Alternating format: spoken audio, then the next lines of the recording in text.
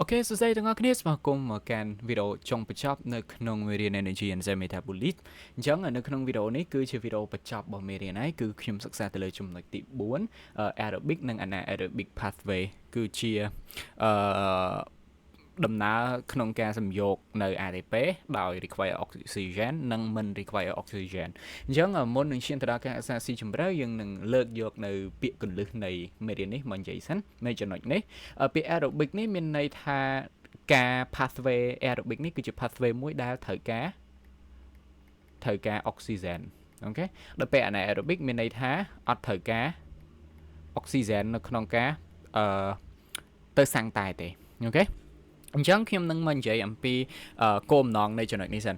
aerobic និង anaerobic pathway នេះគឺគេសិក្សាទៅលើរបៀបនៅក្នុងការសាំងតែ ATP ឬក៏អាចនិយាយថារបៀបនៃការយក glucose ទៅបំបែកឲ្យចេញទៅជា ATP អញ្ចឹងនៅក្នុងចំណុចនេះយើងនឹងសិក្សាឲ្យបានដឹងរឿងថាតើ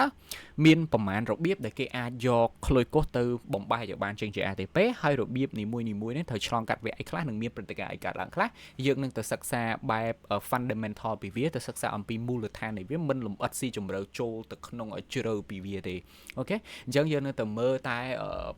ប្រាំពីវាទេដើម្បីអាចឲ្យជាទស្សនៈទានមួយថាយើងដឹងថាអូខេតើ1 molecule glucose អាចឲ្យទៅជា ATP ប្រមាណហ្នឹងអាស្រ័យនឹងកត្តាអីមិនអញ្ចឹងយើងទៅមើលទៅប៉ុណ្ណឹងអូខេaerobic យើងទៅមើលដំបូងគេយើងមើល aerobic មុនសិនគឺជាវដ្តនៃការផលិត ATP ដោយប្រើថាមពលនៅក្នុងនេះគេនិយាយថា aerobic productions of ATP from glucose commonly flow two pathway គឺ glycolysis និង citric acid cycle ឬក៏គេហៅថា tricarboxylic acid cycle ឬក៏ហៅថាវដ្តក្រែបហ្នឹងអូខេអញ្ចឹងនៅក្នុងនេះគេនិយាយថាដើម្បីអាចឲ្យគេយកសំយក production of ATP យក ATP បានពីការបំបែក glucose បំបែកទៅ glucose គេអាចប្រព្រឹត្តបានតាមរបៀបពីរទីមួយគឺ glycolysis និង citric acid cycle មែនតើទៅខ្ញុំចង់បែងចែកកន្លែងហ្នឹងដែរព្រោះបើសិនអ្នកគ្នាអានសភៅណាក៏អ្នកគ្នាឃើញគេទៅសេ3តំណាក់ដែរទី1 glycolysis ទី2 វត្តក្រែបនិងទី3 oxidative phosphorylation នេះគឺជាវគ្គទី3វគ្គនេះវគ្គនេះប៉ុន្តែសួរថាហេតុអីបានជានៅក្នុងឯកសារនេះគេទៅសេតែ2ហេតុអីបានជាគេទៅសេតែ glycolysis កន្លែងនេះខ្ញុំចង់បើកមុខកញ្ចក់ប្រាប់អ្នកគ្នាដែរហេតុអីបានជាសភៅនេះគេទៅសេតែ glycolysis និង citric acid cycle មិនទៅសេនៅ oxidative phosphorylation ដែរទៅក្នុងចលនាការបំបែក glucose យើងអាចទាញយកនៅចំណុចមួយហ្នឹងធ្វើជាមូលដ្ឋានគ្រឹះដើម្បីគិតដែរតាមពិតទៅបន្ទាប់ពីបានសិក្សាស្រាវជ្រាវពីវាទៅយើងអាចសង្កេតឃើញថាអ្នកគ្នារបៀបក្នុងការសរសេរបែបនេះខ្ញុំសរសេរតាមរបៀបសភៅ physiology human physiology an integrated approach នៅខ្ញុំសរសេរតាមទម្រង់សភៅហ្នឹង version ទី8ចាំខ្ញុំដាក់ reference នៅខាងក្រោយអ្នកគ្នាអាចចង់អានបន្ថែមបានតាមពិតទៅរបៀបនៅក្នុងការសរសេររបស់គេមិនខុសទៅគ្នាយើងបើសិនជាគេសរសេរ2ក៏ដោយសរសេរ3ក៏ដោយអាស្រ័យទៅនឹងពាក្យដែលគេប្រើអូខេអញ្ចឹងខ្ញុំដាក់កំណត់សម្គាល់កន្លែងនេះដាក់ថាគេអាចចែកវាបានពីររបៀបទី1បើសិនបើគេនិយាយថា major catalyst pathway ដែល directly break down glucose និងមួយទៀតគេប្រើពាក្យថា ATP synthesis អញ្ចឹងនៅក្នុងរបៀបនៃការចែកទាំងពីរហ្នឹងក្នុងរបៀបវិរៈទាំងពីរហ្នឹងគឺមានបំណងរួមដូចតែគ្នាបំណងរួមរបស់គេគឺក្នុងការបំបែក molecule glucose ឲ្យទៅជា ATP គ្រាន់តែថាបើសិនបើគេប្រើពាក្យ major catabolic pathway ដែល directly បើសិនជាគេប្រើពាក្យនេះបើសិនជាប្រើពាក្យ directly break down glucose គេអត់អាចទៅសេវាថា3វគ្គអីគឺគេអាចទៅសេវាបានត្រឹមតែ2វគ្គអីគឺ glycolysis និង wort crab ឬក៏ citric acid cycle នៅក្នុងសភៅដែលយើងនឹងឃើញទីទៀតហ្នឹងគេទៅសេតែ citric acid cycle ដូចគ្នាគឺវាអាចឆ្លងកាត់បានតែ2វគ្គហ្នឹងឯងហើយបើសិនបើគេនិយាយថាវាឆ្លងកាត់ ATP synthesis ឬក៏សាំងតែ ATP វាត្រូវការទៅសេ3វគ្គហេតុអីពីព្រោះខ្ញុំដាក់បញ្ជាក់នៅខាងក្រោមនេះដែរពីព្រោះអាវគ្គទី3ហ្នឹងណាអាវគ្គទី3ដែលជាវគ្គដែលគេអាសាច្រឡំហ្នឹងវគ្គ oxidative phosphorylation ហ្នឹងមិនអាចរាប់បញ្ចូលថាជា catabolic directly breakdown glucose ទេព្រោះវាអត់ direct វាអត់បំបែក glucose ដោយ direct ទេផ្ទុយទៅវិញដើម្បីឆ្លងវគ្គហ្នឹងបានវាប្រើប្រាស់ថាមពលដែលបានមកពី NADH ឬ FADH អ្នកគ្នាស្គាល់ពីវានៅវីដេអូមុនសម្រាប់ផលិតថាមពល ATP បន្ថែមនៅក្នុងមីថូកុងទ្រីអញ្ចឹងមានន័យថាបើសិនបើគេនិយាយអំពីចលនាការនៃការសាំងតែ ATP គេប្រើ3ប៉ុន្តែបើនិយាយពាក្យថាបំបែក glucose តែពិតដូចគ្នាព្រោះបំបែក glucose ក្នុងបំណងយក ATP ប៉ុន្តែគ្រាន់តែរបៀបនៃការប្រើប្រាស់ពាក្យអញ្ចឹង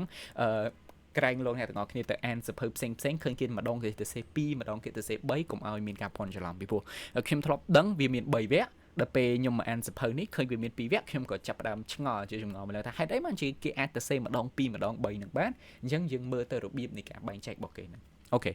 នេះគ្រាន់តែជាបើកជាទស្សនៈទានមួយជូនទៅកាន់អ្នកគ្នាទេអូខេអញ្ចឹងត្រឡប់មកវិញយើងអាចដឹងថាដើម្បីយក molecule ក្លុយកុសទៅបំបែកឲ្យចេញជា ATP យើងកំណត់យក3គឺត្រូវឆ្លងវគ្គ glycolysis សិនហើយឆ្លង citric acid cycle បន្ទាប់មកឆ្លង oxidative phosphorylation បន្ទាប់មកទើបសាំងតែបាន ATP ដោយមួយ molecule ក្លុយកុសអាចបំបែកបានប្រមាណពី30ទៅ32 ATP ក្នុងមួយ molecule ក្លុយកុសអូខេអញ្ចឹងយើងនឹងបន្តសិក្សាអំពីវគ្គទាំង3នៃ ATP synthesis ដែលយើងចែកចេញជា3នេះគឺ glycolysis Krebs cycle ឬក្នុងសភៅហ្នឹងគេនៅតែសេថា citric acid cycle និង oxidative phosphorylation ឬក៏អាចហៅ ETC ក៏បានដែរអូខេអញ្ចឹងដើម្បីអាចឲ្យអ្នកទាំងគ្នាយល់អំពីវគ្គទាំង3ហ្នឹងបានលម្អិតមិនលម្អិតពេកអាចជាមូលដ្ឋានគ្រឹះក្នុងការឈានទៅសិក្សាពីលម្អិតដើម្បីឲ្យស្រួលយល់ពីទាំង3ហ្នឹងពីព្រោះវារៀង complex តិចតួចដែរ complicated តិចតួចដែរដើម្បីឲ្យស្រួលយល់ពីរបស់នៃreaction ទាំង3ហ្នឹងយើងនឹងមកមើលអំពីមូលដ្ឋានពីវាថាតើ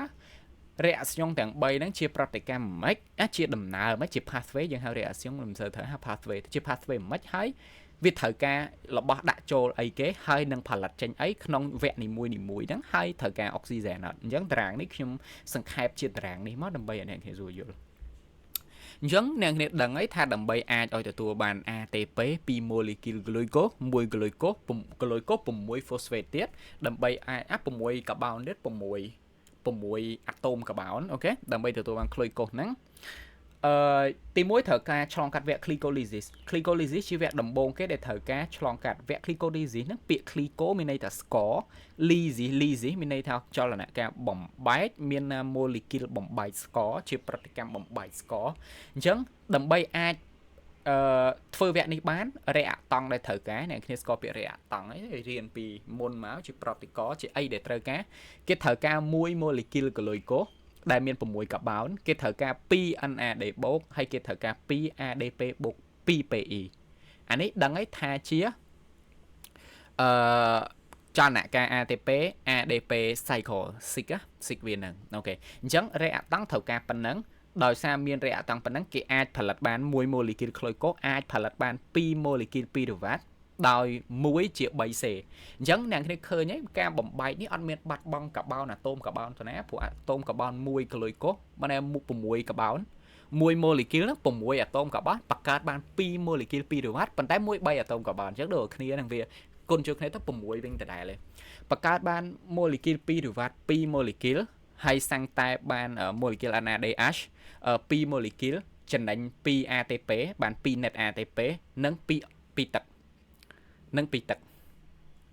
អូខេនិង2ទឹកអូខេហើយនៅក្នុងវគ្គនេះប៉ះសិនបើនិយាយ glycolysis វាហ្មងមិនត្រូវការអុកស៊ីហ្សែនទេប៉ុន្តែ pyruvate phase depends on oxygen អូខេអញ្ចឹងខ្ញុំអាចនិយាយវគ្គនេះឲ្យសាមញ្ញរបស់សំខាន់ដែលត្រូវការសម្រាប់វគ្គនេះខ្លាំងគឺ glucose ត្រូវការយក glucose មកហើយត្រូវការថាមពលមកជួយដើម្បីឲ្យប្រតិកម្មមួយចំនួនប្រព្រឹត្តទៅបានដែរអាពីរក្រោមនេះជាថាមពល accessory ដែលត្រូវមកជួយក្នុងការបំបែក glucose ទៅអីបំណងសំខាន់បំផុតនៃការបំបែក glucose គឺចង់បាន2 molecule pyruvate នេះអានេះគឺជារបស់សំខាន់ដែលចង់បាននៅក្នុងវគ្គ glycolysis ព្រោះ molecule pyruvate នេះហើយជាអ្នកបំបែកទៅ acetyl CoA ឲ្យចូល Krebs cycle បានអញ្ចឹងវាជារបស់សំខាន់អូខេប៉ុន្តែមិនត្រឹមតែបានវាសំខាន់ទេនៅក្នុងនេះឆ្លៀតចំណេញបាន2 molecule ATP ទៀតអញ្ចឹងគ្រាន់តែបញ្ចប់វគ្គ glycolysis អ្នកគ្នាទទួលបាន2 molecule ATP រួចជាស្រេចហើយ2 ATP ដោយសារអានេះបងបាន2 ATP អញ្ចឹងចំណេញបាន2 ATP តាមពិតវាត្រូវចាយ2ហើយយកវិញបាន4អញ្ចឹងទៅបានជាចំណេញបាន2 ATP ហើយស្រេចហើយកន្លែងហ្នឹងនៅក្នុង glycolysis អញ្ចឹងសរុបវិញ glycolysis គោលបំណងត្រូវការ molecule pyruvate នេះអូខេអញ្ចឹងបន្ទាប់ពី glycolysis ហើយចូលទៅក្នុង citric acid cycle ឬក៏ Ward Krebs ជាចលនាការដែលគេប្រើ acetyl CoA ប្រើ NAD បូកប្រើ FAD ប្រើ GDP ឬក៏ ADP ក៏បានដែរបូក PE ហើយនឹងប្រើពីទឹកព្រោះ Ward នេះវាវែងអញ្ចឹងហើយបានជារបស់ត្រូវការ accessory នេះពពួក sample accessory វាត្រូវការច្រើនត្រូវការ NAD បូកត្រូវការ NAD ហើយត្រូវការ FAD ទៀត អ្នកគ្នាដែលរៀន video មុនដឹងហើយថាអីគេជា NAD អីគេជា FAD អ្នកគ្នាដឹងហើយ GDP ដូចតែ ADP ដែរ ADP មកពីពាក្យ adenosine diphosphate GDP មកពីពាក្យ guanosine diphosphate មានន័យថាយកបាស guanine ទៅបូកនឹង ស្ករ ribose អូខេដូចតែគ្នាដែរគ្រាន់មួយបាស A មួយបាស G អញ្ចឹងណាហើយគេយក acetyl CoA មកផលិតមកគេយក acetyl CoA ដែល acetyl CoA ហ្នឹងបានមកពីវត្តមានរបស់ពីរវ៉ាតសាំងតែពីរវ៉ាតមួយបាទ acetyl CoA មួយហើយ acetyl CoA មួយហ្នឹងឲ្យ 3 NADH ឲ្យ 1 FADH ដែរហើយចំណេញបាន 1 ATP និង 2 CO2 អាហ្នឹង1 molecule acetyl CoA ប៉ុន្តែពីវគ្គ glycolysis អ្នកទាំងអស់គ្នាទទួលបាន2 molecule 2រវ៉ាតអញ្ចឹង2 molecule 2រវ៉ាតអាចសាំងតែបាន2 acetyl CoA អញ្ចឹងបើបាន2 acetyl CoA បន្ទាប់ពីចប់វត្តក្រែបគេទទួលបាន6 NADH គេទទួលបាន2 FADH ដែរគេទទួលបាន2 ATP ទៀតហើយគេទទួលបាន4 CO2 អញ្ចឹងបន្ទាប់ពីចប់វគ្គក្រែបគេទទួលបានប៉ុណ្នេះអានេះគេគិត1 acetyl CoA per 1 acetyl CoA មានន័យថាគិត1 acetyl ប៉ុន្តែចប់ glycolysis អ្នកគ្នាបាន2រវ៉ាតនៅហ្នឹងអញ្ចឹងទៅ1 2រវ៉ាតឲ្យ1 acetyl CoA 2រវ៉ាតក៏ឲ្យ2 acetyl CoA ដែរតាមសមាមាត្រហ្នឹងគេទទួលបានប៉ុណ្ណឹងអញ្ចឹងបន្ទាប់ពីចប់ glycolysis និង citric acid cycle អ្នកគ្នាឃើញគេទទួលបាន4 molecule ATP រួចជាស្រេច4 molecule ATP រួចជាស្រេចអូខេឆ្លងទៅ oxidative phosphorylation មួយទៀតមកគេទទួលបាន molecule ប្រមាណ20ជាងទៀតអាចបានទៅល្បាក់30ទៅ32ចប់សរុបមកវិញនៅក្នុងវគ្គ glycolysis ត្រូវការក្លូយកូសឲ្យទៅ2រវ៉ាតនៅក្នុង citric acid cycle ត្រូវការ1 acetyl CoA ដែលអាហ្នឹងមកពី2រវ៉ាតហ្នឹងហើយដើម្បីផលិតអាពួកក្រហមនេះផលិតវាទៅអីព្រោះអា NADH និង FADH ហ្នឹងពួកអស់ហ្នឹងជា electron carrier វាជាអ្នកនាំ electron ចូលទៅក្នុងចលនាការ oxidative phosphorylation វានាំ electron ចូលទៅអ្នកអាពួកអស់ហ្នឹងត្រូវការអាពួកអស់ហ្នឹងនៅក្នុងវគ្គនេះហ្នឹងជារបស់ដែលត្រូវការហើយបានពីវត្តក្រែបហ្នឹងយកអាពួកអស់ហ្នឹងដើម្បីឲ្យអាពួកអស់ហ្នឹងទៅសាំងតែចេញជា ATP ពួកអស់ហ្នឹងជាអ្នកសាំងតែចេញ ATP យើងនៅតែសិក្សារៀងបានពីវគ្គនីមួយៗបន្តិចៗដែរមិនទៅល្អិតពេកទេឲ្យបានស្គាល់ពីវគ្គបន្តិចៗដែរអញ្ចឹងសរុបមកវិញនៅក្នុងចលនាការ aerobic pathway ទាំង3នេះ1 molecule កលុយកូស 6C អាចឲ្យអ្នកគ្នាទទួលបានប្រមាណ30ទៅ32 ATP នេះហើយគឺជា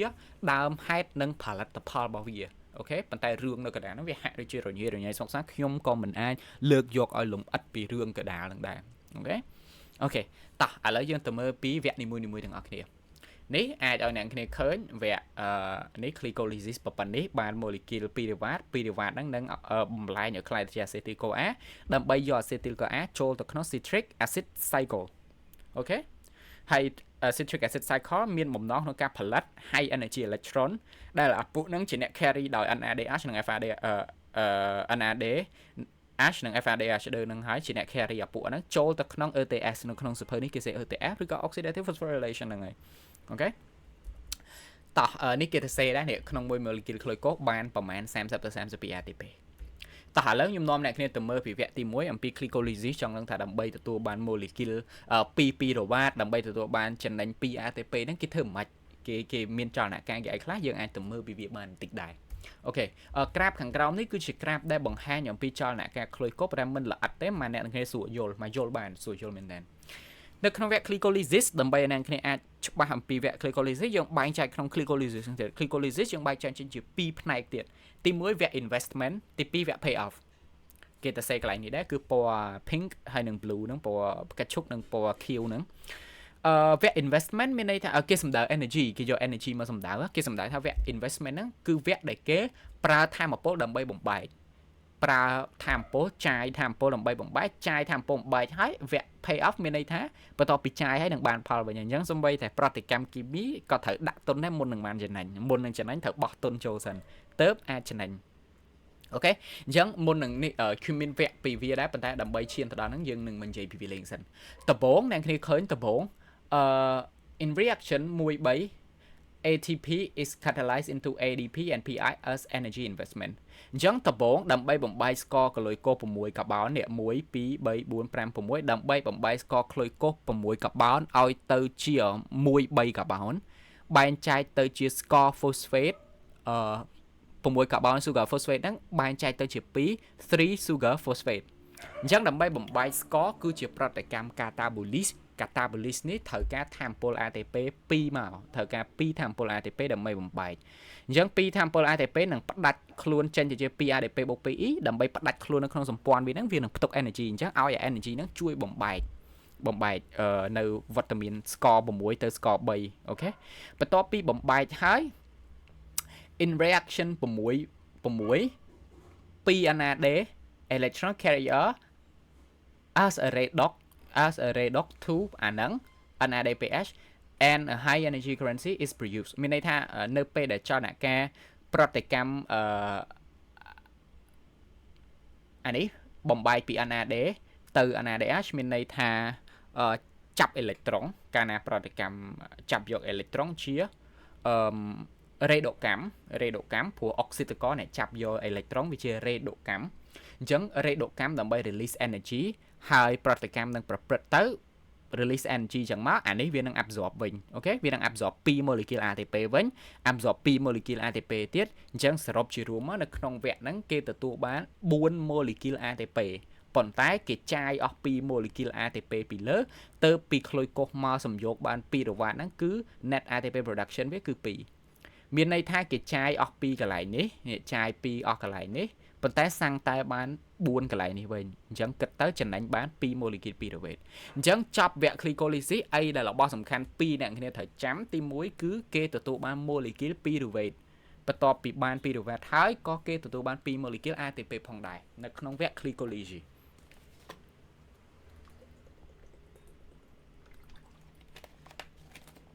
អូខេខ្ញុំនៅនេះទៅមើលអំពីរបៀបនៃការបំបែករបស់វាឲ្យកាន់តែល្អិតមានឈ្មោះមែនតើដើម្បីឲ្យពួកយើងអាចដឹងថាហេតុអីតើអាចលនាការសំយោគនេះហេតុអីបានសំយោគហេតុអីបានសំយោគបានហេតុអីយើងនឹងទៅមើលពីវាអញ្ចឹងដំបូងអ្នកគ្នាចាប់ផ្ដើមពីនេះ start ចេញពីនេះអីយ៉ា start ចេញពីនេះអ្នកគ្នានេះ start ចេញពីនេះអ្នកគ្នាអាចឃើញដំបូង1 molecule ក្លូយកូសហ្នឹងក្រោមអំពើរបស់ enzyme glycogen ណាបំបែកស្ករក្លូយកូស6កបោហ្នឹងតាមពិតអានេះគេអត់រាប់ទេអាដំបូងនេះឲ្យទៅជាក្លូយកូស6 phosphate សិនបដូរប្រភេទស្ករសិនណាឲ្យទៅជា6 phosphate សិនតែប៉ុតឥឡូវហ្នឹងគេអត់រាប់ទេព្រោះនៅក្នុង glycolysis គេរាប់ចាប់ពីក្លូយកូស6 phosphate នេះមកហ្មងអូខេរាប់ពីក្លូយកូស6 phosphate នេះមកហ្មងអញ្ចឹងនេះតាមពិតគ្រាន់តែមកដល់អាបំបែក investment ណាតែប៉ុតអានេះយត់គិតទេនៅក្នុងវគ្គ glycolysis យើងមិនគិតអានេះទេអញ្ចឹងបន្ទាប់មកក្លូយកូស6 phosphate ហ្នឹងក្រោមអំពើ enzyme isomera បំបែកទៅជា fructose 6 phosphate ហើយ fructose 6 phosphate ហ្នឹងហើយដែលជាអ្នករងនៅ energy catabolis រងនៅ catabolis ក្រោមអំពើប្រតិកម្ម phosphofructokinase បំបែកទៅជា molecule ស្ករ2គឺ fructose 1,6 B phosphate 1,6បានតែផ្ដាច់ទៅបាន radical 2 ពី radical តែ1ផ្ដាច់ទៅ radical បាន2 radical 2បន្ទាប់មកអានឹងហើយដែលជាអ្នកអា radical 2ហ្នឹងហើយដែលត្រៀមខ្លួនបំបែកបាន2 molecule glyceraldehyde 3 phosphate បំបែកបាន2 molecule ហ្នឹងព្រោះ radical វា2ក្រោមអំពើ aldolase ក្រោម enzyme aldolase បំបែកបាន2គឺ glyceraldehyde 3 phosphate ហើយ glyceral 3 phosphate ហ្នឹងមួយរបស់វា1 glyceral ហ្នឹងបំបែកទៅជា1,3 B phosphate បែកទៅជានេះក្រោមអំពើបោះនេះទៀតត្រូវការអេເລັກត្រូនអំពីប្រតិកម្មអានេះអុកស៊ីតកម្មបែកទៅប្រតិកម្មអុកស៊ីតកម្មបែកទៅរេដូកម្មអុកស៊ីតកទៅរេដូកជាប្រតិកម្មរេដូកម្មធ្វើរេដូកម្មបណ្ណាដែលបូកទៅបាន release នៅអេເລັກត្រូនហ្នឹងជាអ្នកជួយបំបែកអា3 phosphate ឲ្យទៅជា1 3ភ្ជាប់បាន radical 2អញ្ចឹង1 molecule ត្រូវការ NAD 1បើ2 molecule glyceraldehyde ត្រូវការ2 NAD បូកនឹងបន្ទាប់មក2 molecule ហ្នឹងក៏អាចបំបែកខ្លួនបានហើយ ATP ត្រូវបានផលិតឡើងវិញអញ្ចឹង1,3 B phosphate glycerate ហ្នឹងផលិតត្រូវបាន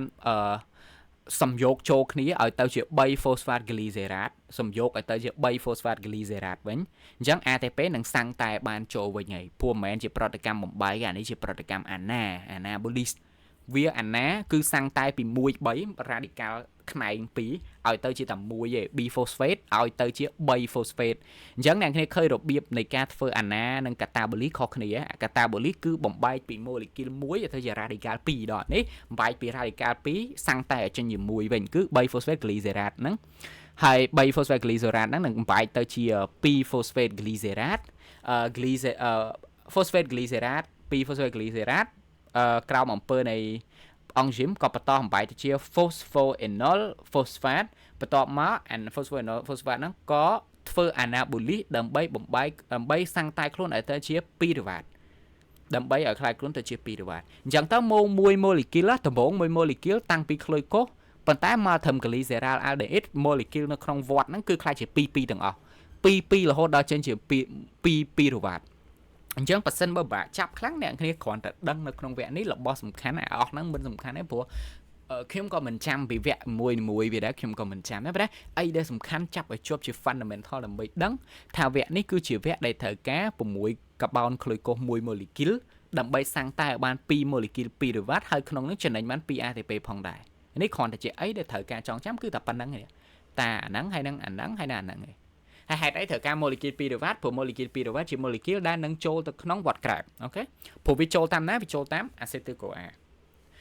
ចប់ glycolysis ប៉ុណ្ណឹងយើងអាចបន្តទៅមើលអំពីវដ្តក្រាបបន្តិចវដ្តក្រាបហាក់មិនសាមញ្ញពេកទេព្រោះ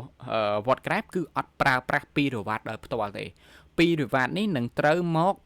ប្រតិកម្មបំបែកទៅជា acetyl CoA សិនហើយផ្ដាច់ខ្លួន CoA ដើម្បីសល់តែ acetyl ចូលវដ្តក្រាបនិយាយឲ្យស្រួលស្ដាប់វត្តក្រែបនេះអ្នកដែលចូលគឺមិនមែន pyruvate ហើយក៏មិនមែន acetyl CoA ដែរគឺជា unit acetyl ជា acetyl unit អ្នកដែលចូលទៅក្នុងប្រតិកម្មវត្តក្រែបនេះអញ្ចឹងបញ្ជាក់ឡើងវិញនៅក្នុងវត្តក្រែបនេះរបស់ដែលត្រូវការសំខាន់បំផុតគឺ acetyl CoA ហើយត្រូវការថាមពលមកជំនួយប្រមាណទាំងអស់នេះដើម្បីអាចឲ្យគេអនុញ្ញាតផលិតបាន1 molecule acetyl CoA នៅ 3 NADH និង1 FADH ហើយក្រៅពីហ្នឹងគេថែមផលិតបាន ATP ទៀតហើយ require oxygen not yes definitelyអញ្ចឹងយើងទៅមើលអំពីវគ្គនៃ Word Craft ទាំងអស់គ្នាអញ្ចឹងនេះរូបដែលគេបង្ហាញ schema បង្ហាញតែយើងទៅមើលអានេះដើម្បីអាចឲ្យកាន់តែងាយស្រួលអូខេអញ្ចឹងបន្ទាប់ពីចប់ glycolysis មិញអ្នកគ្នាឃើញយើងមិនផលិតបាននៅ pyruvate 2 molecule ឥឡូវគេយកមួយមកសិក្សាអានេះគេយកមួយមកសិក្សាអញ្ចឹង pyruvate ហ្នឹងនឹងអង្គថេចូលទៅក្នុង mitochondrial matrix ផលិត glycolysis នៅក្នុង cytosol ទេនៅក្នុង cytosol ទេដល់ចេញពីនឹងមកទៅអា pyruvate ហ្នឹងចូលទៅក្នុង mitochondria ចូលទៅក្នុង mitochondria ផ្នែក matrix ទៀតខ្ញុំឲ្យអ្នកគ្នាមើលអាផ្នែក matrix ហ្នឹងនៅណាបន្ទាប់មក molecule pyruvate ហ្នឹងនេះនឹងរងនៅនេះ acetylអ្នកគ្នាអាចអានកន្លែងនេះ pyruvate react with coenzyme A pyruvate ហ្នឹងវាប្រតិកម្មជាមួយ coenzyme A ដើម្បីផលិតជា acetyl CoA និង1 molecule NADH ក៏ដូចជា1 molecule CO2 បន្ទាប់មកacetyl CoA ដែលគេទទួលបានហ្នឹងមាន2ផ្នែកគឺមានផ្នែក acetyl និងផ្នែក CoA CoA នេះគឺជា coenzyme គ្នាយើងវាជា coenzyme អញ្ចឹងផ្នែក2ហ្នឹងដែលបានមកពី pyruvate ហើយបានពី coenzyme A អញ្ចឹងផ្នែក acetyl បានពី pyruvate ហើយនឹងផ្នែកមួយផ្នែកទៀតគឺជាបានមកពី coenzyme A coenzyme A គឺ made from vitamin pantotenic acid coenzyme ក៏ដូចទៅជា enzyme ដែរ are not changed during reaction and can be reused វាអត់ធ្វើឲ្យប្រតិកម្មហ្នឹងប្រែប្រួលទេអញ្ចឹងហើយបានជា coenzyme A អាចផ្ដាច់ខ្លួនចេញពី unit acetyl បានផ្ដាច់វាចោលទៅផ្ដាច់ CoA នឹងចោលទៅទុកឲ្យ2កាបូន acetyl unit ជាអ្នកចូលទៅក្នុងវដ្តក្រែបអញ្ចឹងមុននឹងឈានចូលវត្តក្រែបនៅមានចលនាកម្មកញ្ញាប់បន្តិចកន្លែងហ្នឹងសិនមុននឹងអាចយកacetyl នេះ acetyl ណា acetyl 2 molecule ចូលទៅក្នុងវត្តក្រែបបាន acetyl unit 2 molecule 2កាបូននេះអញ្ចឹងសរុបមកវិញបើគេសួរថា pyruvate អ្នកចូលវត្តក្រែបមែនទេ acetyl CoA មែនឯកសារខ្លះក៏គេថា acetyl CoA ដូចនេះហ្នឹងគេថា acetyl CoA តែខ្ញុំហាក់ដូចមិនគិតថាវាទេបើក្នុងនេះគេថាត្រូវគេ acetyl ហើយគេដាក់ចឹងហើយប៉ុន្តែគេដក CoA ចេញដក coenzyme A នេះខ្ញុំគិតថាគេថា acetyl អ្នកដែលចូលវត្តក្រែបពិតប្រាកដគឺ acetyl unit ទេអ្នកដែលចូលវត្តក្រែបពិតប្រាកដព្រោះ CoA ផ្ដាច់ខ្លួនចេញជា coenzyme ឯងព្រោះ coenzyme ដូចគេនិយាយចឹងវាជា enzyme ហើយ are not changed during reaction and can be reused អូខេប៉ុន្តែអានេះទៅសេអត់ត្រូវទេព្រោះគេទៅសេថា acetyl CoA អ្នកចូលមិនត្រូវទេ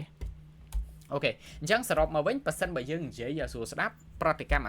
Word Crab នេះ ពេលដែលបញ្ចប់ word crab គេនឹងទទួលបាន1 molecule ATP 3 NADH 1 alpha DH 2 CO អាហ្នឹងគិត1 acetyl CoA 1 acetyl CoA គេទទួលបានប៉ុណ្ណឹងប៉ុន្តែយើងដឹងហើយថា1 2 វ៉ាតស្មើនឹង1 acetyl CoA ចុះបើសិនបើយើងមាន2 molecule 2 វ៉ាតក៏យើងទទួលបាន2 acetyl CoA ដែរអញ្ចឹងបើ2 acetyl CoA អ្នកគ្នាគុណវានឹង2ទៅនឹងឃើញវត្តវាអូខេនឹងឃើញផលិតផលវាអញ្ចឹងឡើងពី2ទាំងអស់ឡើង2ឡើង6ឡើង2ឡើង4អញ្ចឹងទៅចប់ word crab ហ្នឹងណាចប់ word crab ប៉ុណ្ណឹងហើយដូចជាអាប្រព័ន្ធនេះដូចជាមិនចាំបាច់ទេដូចជាមិនចាំបាច់ឲ្យយើងសិក្សាទេគ្រាន់តែដឹងថាហ្នឹងហើយវាចូលបានវាចូលមកក្នុងទម្រង់បែបហ្នឹងចូលមកក្នុងទម្រង់បែបហ្នឹងណានេះគេមើលកន្លែងណាអូខេនេះអាចមើលនេះចុះដំបូង2អ៊ុយនីតហ្នឹងនឹងមកផ្គុំជាមួយអុកសូឡូអាសេតាត2ហ្នឹងមកផ្គុំមួយ4នេះ4ផ្គុំមួយ2អាស៊ីលហ្នឹងបង្កើតបាន6 molecule ស៊ីត្រាត 6 carbon molecule form acetyl CoA បូកអុកសាឡូអាសេតាតឲ្យជាស៊ីត្រាតហ្នឹងបំបែកខ្លួនបំបែកអស់បំបែក1ចេញទៅ1 carbon loss CO2 1 carbon loss វាទៅសល់តែ5ទេបន្ទាប់មក5ហ្នឹង second carbon ក៏ loss មួយទៀត6បាត់2សល់តែ4ទេមកដល់កន្លែងនេះប៉ុន្តែបាត់4តែមិនគ្នាយើងចំណេញបានអាឡៃនេះចំណេញបាន molecule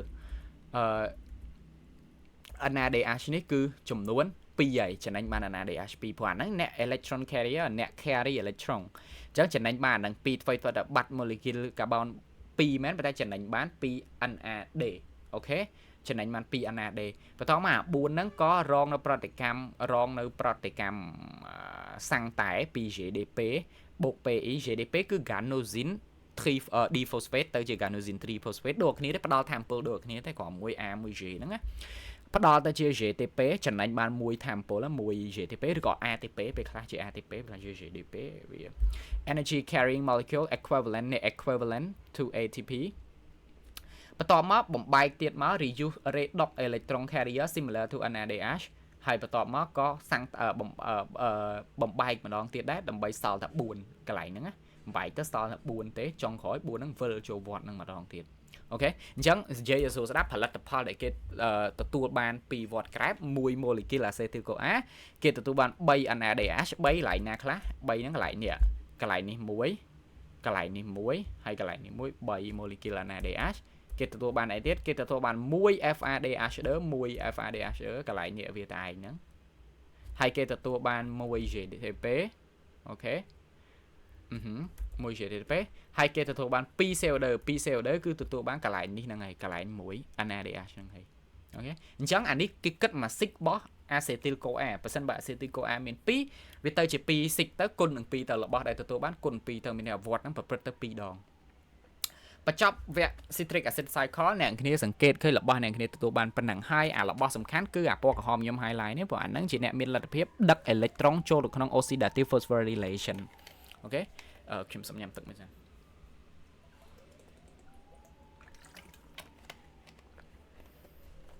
អូខេជាបន្តទៀតនៅក្នុង oxidative phosphorylation គឺជាវគ្គចុងក្រោយដែលគេយកអា molecule ដែលដឹក electron ហ្នឹងយក electron ចូលទៅក្នុងយកចូលទៅក្នុងនេះដើម្បីអាចផលិតបានអូខេដើម្បីអាចផលិតព្រោះអាហ្នឹងវាប្រើ electron វគ្គហ្នឹងជាវគ្គប្រើ electron សាំងតែឲ្យចេញជា ATP ក្រោមវត្តមាននៃ protein មួយយ៉ាងគឺឈ្មោះ ATP សាំងតាតោះមុននឹងឈានទៅកាន់នេះអ្នកអាចមើលនេះសិនក្នុងនេះសរសេរ36បើតែយើងសភៅឯកសារយើងច្បាស់យើងមានសភៅច្បាស់សភៅយើងទៅសេតែ32ទេសភៅយើងណានៅក្នុងនេះគេនិយាយ glycolysis បាន2 molecule ហើយអារបស់ដែលបាន glycolysis ហ្នឹងចូលទៅក្នុង Krebs cycle ផលិតនៅក្នុង matrix mitochondria Krebs cycle ផលិតបាន2ទៀតគឺ4យ៉ាងច្បាស់4 ATP ផលិតបានច្បាស់គេដឹងថា4ប៉ុន្តែ oxidative នេះគេអត់ដឹងទេអត់ដឹងច្បាស់ហ្មងឯងអាច30ទៅ32ក្នុងនេះសេ30ទៅ36អញ្ចឹង Krebs cycle ដែលផលិតបាន electron ហ្នឹងក៏ហូរចូលទៅក្នុងចលនាកម្មមួយទៀត oxidative phosphorylation ដែលផលិតនៅក្នុងណានៅក្នុង matrix របស់ mitochondria វាចែកជាផ្នែកអាពណ៌ខាងក្រៅនេះយើងហៅថា outer membrane អាខាងក្នុងនេះយើងហៅនេះអាចន្លោះលំហនេះយើងហៅ inter membrane space ហើយអាចស្ទប់ពណ៌ទឹកក្រូចខាងក្នុងនេះយើងហៅ inner membrane បន្ទាប់មកអាទឹកពណ៌ទឹកសមុទ្រនៅខាងក្នុងហ្នឹងហើយជា matrix របស់ mitochondria ហើយចលនាងាក្រាប់ cycle និងចលនា oxidative phosphorylation ប្រព្រឹត្តនៅក្នុងអា matrix ហ្នឹងហើយផលិតនៅ matrix ហ្នឹងហើយអូខេតោះអញ្ចឹងតើមើលទាំងអស់គ្នានេះគឺជារូបស្ដីអំពី citric acid cycle និយាយពី oxidative phosphorylation នៅក្នុងនេះគេសរសេរពាក្យ ETS electron transport system concentrate Ashbrook in an anti-membrane space អញ្ចឹងដើម្បីឲ្យសិក្សាស្រួលអ្នកគ្នាត្រូវចាប់អារម្មណ៍មើលសិនអាណាជាអីក្នុងនេះគឺ mitochondria matrix អាក្នុងនេះខណ្ឌដោយ membrane មួយអានេះគឺជា anti-membrane space នេះអាប៉ប៉ុណ្ណេះជា anti-membrane space នេះនៅកន្លែងនេះអាផ្នែកលំហនេះហ្នឹង anti-membrane space អ្នកគ្នាឃើញហ្នឹងមកផ្នែកហ្នឹងអាផ្នែកលំហនៅក្នុងចន្លោះ matrix ចន្លោះនិយាយទៅចន្លោះ inner membrane និង outer membrane អាហ្នឹងហើយគឺជា anti-membrane space ហ្នឹងជា anti-membrane ហើយខាងក្រៅ cytosol គឺខាងក្រៅទៅវាទៅគឺ cytosol ហើយនៅក្នុង cytoplasm cytosol អូខេអញ្ចឹងយើងទៅមើលពីចលនាការវាទី1ទី2ទី3ទី4ទី5យ៉ាងម៉េចអូខេអញ្ចឹងដំបូងគេអេឡិចត្រូនដែលទទួលបានអំពីវដ្តក្រែបហ្នឹងខ្ញុំបញ្យល់ជានេះសិនព្រោះតិចទៀតនឹងមានអក្សរសរសេរដែរតែខ្ញុំបញ្យល់លេងសិនណានិយាយលេងតិចសិនមុននឹងយើងមានអក្សរដែរដំបូងអេឡិចត្រូនដែលទទួលបានពី citric acid cycle ហ្នឹងសួរថាបានអេឡិចត្រុនណាអេឡិចត្រុនដែលដឹកដោយ NADH និង FADH ហ្នឹងហើយអាហ្នឹងឯងពួកអេឡិចត្រុនដែលមកទទួលបានហ្នឹងនឹងឆ្លងកាត់ complex តាមពិតរបៀបនៅក្នុងការឆ្លងកាត់ complex អានេះឈ្មោះវាជា subunit complex 1 complex 3 5មកខ្ញុំអត់ចាំខ្ញុំអត់ហ៊ាននិយាយកុំឲ្យខុសដឹងតែមុនគេនេះជា complex 1 electron ចូលមកនេះគេទៅសេថាម៉េចenergy released when pair of high energy electron pass along the transport system is used to concentrate Hashbrook from mitochondrial matrix in the intermembrane space. The Hashbrook concentration gradient is a source of potential energy. Okay អញ្ចឹងវានៅក្នុងនេះសម្បូរ electron hydrogen អានេះអត់មានទេប៉ុន្តែនៅពេលដែលចលនាការនឹងហូរមកធ្វើឲ្យHashbrook ហ្នឹងអាចឆ្លង matrix នឹងបាននេះ Hashbrook ហ្នឹងចូលមកដឹកelectron ហ្នឹង high energy electron carrier ក៏ដឹកនៅ Hashbrook ហ្នឹងដឹក electron ហ្នឹងដឹកអា electron ហ្នឹងមកដឹក electron តាម complex ទាំងអស់ហ្នឹងដឹកតាមចលនាការ1 2 3 4ហ្នឹង electron ហ្នឹងចូលមកក្នុងប្រតិកម្មនេះចូលទៅក្នុងប្រតិកម្មហ្នឹង electron ហ្នឹងនឹងទៅប្រតិកម្មជាមួយនឹង order ជាមួយនឹង matrix polar of erosion បង្កើតជាទឹកធ្វើឲ្យនៅក្នុង mitochondria matrix ហ្នឹងសម្បូរទឹកអូខេសម្បូរទឹកអញ្ចឹងនៅពេលដែលសម្បូរទឹកខ្លាំងនៅក្នុងនេះអានេះប្រៀបដូចជាភ្នែកអត្តជ្រាបមួយអញ្ចឹងពេលហ្នឹងអា inner membrane ហ្នឹងប្រៀបដូចទៅជាភ្នែកអត្តជ្រាបមួយអញ្ចឹងនៅពេលដែលក្នុងនេះសម្បូរទឹកខ្លាំងវាអត់អាចទុកឲ្យក្នុងនឹងសម្បូរទឹកខ្លាំងយ៉ាងនេះអញ្ចឹងហើយ Hashbrook ដែលនៅក្នុង anti-membrane space នឹងហូរចូលទៅក្នុងទឹកហ្នឹងដើម្បីធ្វើឲ្យមានថេរលំនឹងរវាងទឹកជាមួយនឹងion Hashbrook អញ្ចឹងវាចូលទៅតាម protein មួយឈ្មោះ ATP សាំងតាសចូលទៅ3 molecule Hashbrook នឹងផលិតបាន1 molecule ATP ហើយធ្វើអញ្ចឹងរហូតដល់អាពីរហ្នឹងសមាមាត្រគ្នាព្រោះគេអាចទុកឲ្យទឹកនៅក្នុងនឹងច្រើនពេកទេអញ្ចឹងវានឹងសមាមាត្រគ្នាទៅ release ATP ហ្នឹងហើយនេះ release ATP គឺ release នៅលើ ATP សាំងតាសហ្នឹងព្រោះ3ឲ្យតែ3ឆ្លងកាត់អាហ្នឹងបង្កើតបាន ATP មួយ3ឆ្លងកាត់ប្រៀបដូចជាវាដូចមានកលឹះវាអញ្ចឹងបាន3 release ATP ភឹបមួយបាន3ទៅ release ភឹបមួយទៀតបាន3 release ភឹបមួយទៀតហើយ Hashbrook ចេះតែចូលទៅក្នុង mitochondria matrix ហ្នឹងទៅហើយសួរថាចូលដល់ហ្នឹងនឹងស្ទះនៅហ្នឹងអត់ទេអត់ស្ទះទេព្រោះអាហ្នឹងចូលចេញតាមនេះវិញតាម complex ហ្នឹងវិញវាអាចឆ្លង complex ហ្នឹងបានចូលចេញឆ្លង complex ហ្នឹងបានតោះឥឡូវទៅមើលអក្សរគេនិយាយថាម៉េចអក្សរគេនិយាយថា NADH and FADH they release high energy electron នេះអាពួកហ្នឹងវាអ្នក carrier អញ្ចឹងវាអ្នក release and Hashbrook to ETS អាហ្នឹងវាជាអ្នក release នៅ electron នឹង Hashbrook ទៅ ETS គឺគេសំដៅទៅលើ electron transport system ហ្នឹងហើយ release ទៅ ETS NADH និង FAD អា coenzyme ដែល recycle ហើយអាពីរហ្នឹងខ្ញុំនិយាយហើយវាតែងតែនៅជាមួយគ្នាព្រោះអាមួយជាទម្រង់ oxidase អានេះ oxidase អានេះជាទម្រង់ redox អញ្ចឹងវាតែងតែនៅមួយគ្នាដូចជា coenzyme ដើម្បី recycle វដ្តហ្នឹងឲ្យប្រព្រឹត្តទៅបានទៀតអូខេអញ្ចឹងវគ្គ1នេះគេនិយាយតែរបៀបនៃការតម្លាក់ electron មកទេវគ្គ2គេនិយាយថា energy នៅពេលដែល release ហើយ when pair of high energy electron pass along the transport system pair មកគូនៃ high energy electron pass along the transport system is used to concentrate Hashbrook from mitochondrial matrix in the anti-membrane space the Hashbrook concentration gradient is a source potential energy អញ្ចឹងថាមពលពេលហ្នឹងអាហ្នឹងវា mà cu này năng máu mà cu này năng trố mất phơi áo hạ bột này phơi cho là nè chênh từ nóng nị bản từ nóng ăn phơi ở miếng concentration của này hạ bột nó nóng ăn theo mồm transfer hái nó nóng molecule hạ bột nó có tốc nó tham một potential đã ban biển năng nè kit há này is used to concentrate hạ bột from mitochondrial matrix in the anti-membrane space. The hash bột concentration gradient is a source of potential energy. Okay, vì chỉ một phút này tham potential. Cái thằng by the end of ETS, the electron have given up their stored energy. Chẳng bắt chấp ở the electron have given up their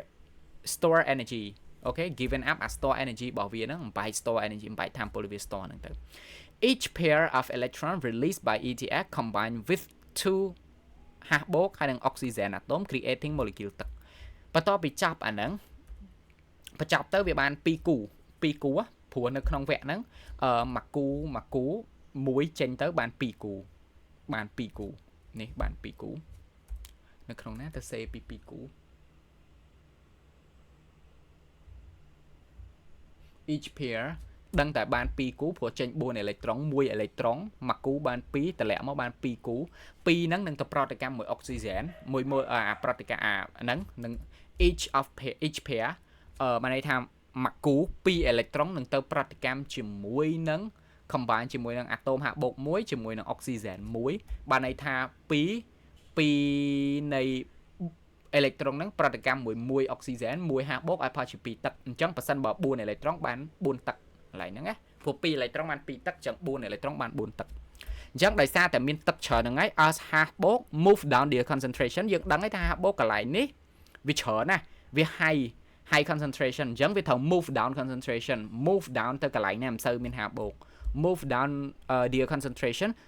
through a protein known as ATP SANTA. The SANTA transfer the kinetic energy. SANTA nó chỉ nè norm thermokinetic transfer thermokinetic tới high energy phosphate bond of ATP. Anh nó chỉ nè norm thermokinetic tới anh nắng chỉ nè norm thermokinetic tới sầm pón robot ADP និង ATP ហ្នឹងហើយអញ្ចឹងវា norm thermo ទៅដើម្បីភ្ជាប់ទៅផលិតបាន ATP ណា norm thermo ទៅ norm kinetic energy ដែលបំបែកចេញពី thermo potential របស់ hash បូកហ្នឹង norm វាទៅ norm ទៅនឹងផលិតបានទៅជា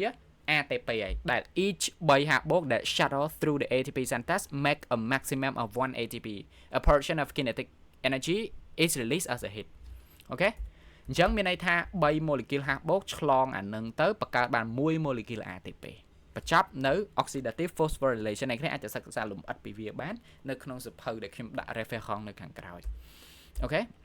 អញ្ចឹងនេះដូចចលនាការនឹងអញ្ចឹងនេះគេទៅសេបច្រាស់វិញគេសេ matrix នៅក្នុងមិញយើងមើល matrix នៅក្នុងនៅលើនេះគេសេ matrix មកក្រោមអញ្ចឹងពេលដែលមើលអ្នកគ្នាប្រយ័ត្នផងឲ្យដឹងថាគេទៅសេ matrix នៅណា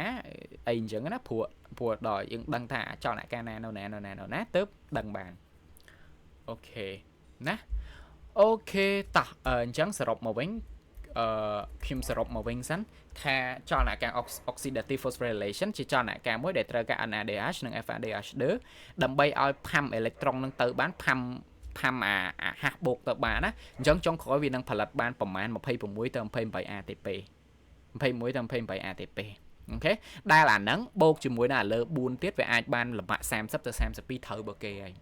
ហើយល្បាក់30 32ហ្នឹងអញ្ចឹងសរុបមកវិញដើម្បីឆ្លងកាត់ aerobic ចលនាការដែល require oxygen មាន3ហ្នឹង glycolysis citric acid cycle oxidative phosphorylation ហើយនៅក្នុងវគ្គមួយហ្នឹងតាម chemical property ហ្នឹងអូខេឥឡូវយើងចូលទៅចំណុចបញ្ចប់យើងនិយាយអំពី anaerobic ព្រោះយើងដឹងហើយថាតាមពិតទៅ metabolism នៃ glucose ចាស់ describe assume that cell have adequate oxygen មានន័យថាគេ assume ថា oxygen ហ្នឹងគឺមានគ្រប់គ្រាន់សម្រាប់កោសិកាក្នុងការធ្វើ metabolic glucose ប៉ុន្តែសំណួរទៅបានចាំសួរថាចុះមានរឿងអីកើតឡើងប៉ះសិនបើ oxygen ដែលត្រូវ supply កោសិកាហ្នឹង cannot keep pace with ATP demand ហើយវាអត់មាន oxygen គ្រប់គ្រាន់ដើម្បីធ្វើអញ្ចឹងប៉ះសិនបើកើតក្នុងករណីហ្នឹងអត់មាន enough adequate oxygen ទេ metabolism នៃ glucose នឹង shift ខ្លួនឯង from aerobic ឲ្យក្លាយទៅជា anaerobic metabolism ភ្លាមដល់ចាប់ពី2 រវ៉ាត់ទៅឆ្លងកន្លែង2 រវ៉ាត់ហ្នឹងទៅព្រោះយើងដឹងហើយ watt graph និង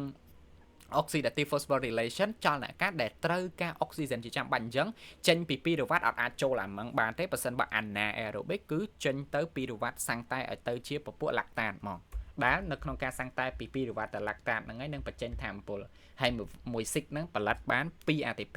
បានតិចមែនទេអាណាអេរ៉ូប៊ិកបានតែ2 ATP ទេអញ្ចឹងបានអុកស៊ីហ្សែនអត់គ្រប់យើងមើលយើងមិញត្រូវការ32បាទនេះបានតែ2ខុសគ្នា2សេគុណ4ដងខុសគ្នា6ដល់10ដងហ្មងទៅដល់32អូខេអញ្ចឹងវគ្គនេះសួរថាម៉េចនេះរូបនេះបង្ហាញអំពីការប្រៀបធៀបអំពី aerobic និង anaerobic ប៉ះសិនបើ aerobic មិញគឺពី2រវ៉ាត់ដែលទទួលបានពី glycolysis ហ្នឹងនឹងចូលទៅក្នុងអីនឹងចូលទៅក្នុងវត្តក្រាបបានចូលទៅក្នុងវត្តក្រាបអំឡាយអាសេទីលក៏អាម្លែងអីចឹងទៅប៉ុន្តែប៉ះសិនបើអត់ទេ the conversion of pyruvate to lactate change one NAD ash back to NAD book when a hydrogen atom and an electron are transferred to the lactate molecule as a result the net energy yield for the anaerobic metabolism 1 glucose molecule មួយ molecule glucose ឲ្យ2 ATP បញ្ចប់ត្រឹមហ្នឹងបញ្ចប់ពីត្រឹមចលនការអុកស៊ីតកម្មនៃ NADH ឲ្យទៅជា NAD ហ្នឹងអុកស៊ីតកម្មអាហ្នឹងទៅពី2 derivat ឲ្យទៅជា molecule lactate តាមចលនាការ anaerobic ឲ្យ2 molecule ATP ហើយ0 NADH អូខេអាហ្នឹងគឺបញ្ចប់អាហ្នឹងហើយនេះគឺជាតារាងនៃការប្រៀបធៀបរវាង aerobic និង anaerobic អ្នកគេអាចមើលបានយើងដឹងថាមួយ molecule glucose ដូចគ្នាប៉ុន្តែបើវាយោងទៅតាមរបស់ aerobic ច្បាស់លាស់បើវាពីដើមមកគេផលិតបាន6ទឹក30ទៅ32 ATP ហើយ6 CO2 ប៉ុន្តែបើសិនបើនៅក្នុងនេះវិញផលិតអត់បានទេបានតែ2 ATP ទេតិចមែនតើអញ្ចឹងហើយកោសិកាតែអត់អុកស៊ីហ្សែនញឹកញាប់ពេកចាប់ផ្ដើមខូចទេព្រោះអីវាអត់គ្រប់ទេអត់គ្រប់ថាមពលដើម្បីប្រើប្រាស់ទេណាអានេះបានតែជារបៀបបណ្ដោះអាសន្នឬក៏របៀបមួយដែលមានអត់គ្រប់គ្រាន់ណាជាថាករណីដែលគេថាទុកផ្លូវក្រោយទុកផ្លូវក្រោយឲ្យខ្លួនឯងទៅបានបើសិនបើធម្មតាអញ្ចឹងអត់កើតទេប្រើអត់គ្រប់ទេអូខេហ្នឹងហើយសរុបមក aerobic និង anaerobic បញ្ចប់ទៅហ្នឹងព្រោះ anaerobic ក៏ជាកូនរបស់ aerobic មួយដែរព្រោះវាយកត្រឹម glycolysis ហ្នឹង glycolysis ឲ្យតែបាន2រវ៉ាត់មកពី2 molecule 2រវ៉ាត់ហ្នឹងទៅជា lactate ហ្មងទៅជា lactate ហ្មងណាទៅជា lactate ហ្មងអូខេអញ្ចឹងអ្នកគ្នាអាចទៅបន្តការសិក្សាបានកាន់តែស៊ីជម្រៅទៀតនៅឯកសារយោងទាំង3ក្បាលរបស់ខ្ញុំនេះគឺ Human Physiology Integrated Approach សៀវភៅ Lippincott Illustrated Review Biochemistry ឬក៏សៀវភៅ Lenange Principle of Biochemistry ទៅសេដោយ David L. Nelson ខ្ញុំដាក់ទំព័រនៅហ្នឹងដែរអ្នកគ្នាអាចទៅបន្ថែមការមើលអំពីវាឲ្យកាន់តែស៊ីជម្រៅនឹងលម្អិតពីវាបានពីខ្ញុំអាចចែកចេញជា fundamental បានហើយបញ្ចប់មេរៀនហ្នឹងហើយបញ្ចប់នៅការសិក្សាអំពី energy and metabolism ហើយអរគុណអ្នកគ្នាច្រើនមែនតើសម្រាប់ការបន្តទស្សនារហូតមកដល់ចំណុចនេះមកដល់វិនាទីនេះខ្ញុំអរគុណច្រើនមែនតើ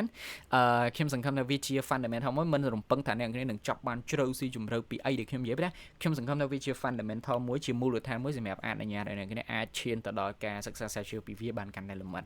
អូខេជាចុងបញ្ចប់សំខាន់តែអធិស្ឋានជាមួយកំហុសឆ្គងដែលកើតមានត្រង់ប្រការណាមួយដោយចេតនាក្តីឬអចេតនាក្តីសង្ឃឹមអ្នកគ្នានឹងអាចមើលទៅបើសិនបើមានកន្លែងណាខ្វះខាតឬលើសលប់ទាស់កន្លែងណាអ្នកអាច comment ខាងក្រុមប្រាប់ខ្ញុំវិញបានខ្ញុំនឹងព្យាយាមមើលហើយខ្ញុំនឹងទៅសេទៅកែនៅក្នុងនឹងវិញអញ្ចឹងអរគុណច្រើនមែនទែនសម្រាប់ការទស្សនាជួបគ្នានៅវីដេអូក្រោយបាយបាយ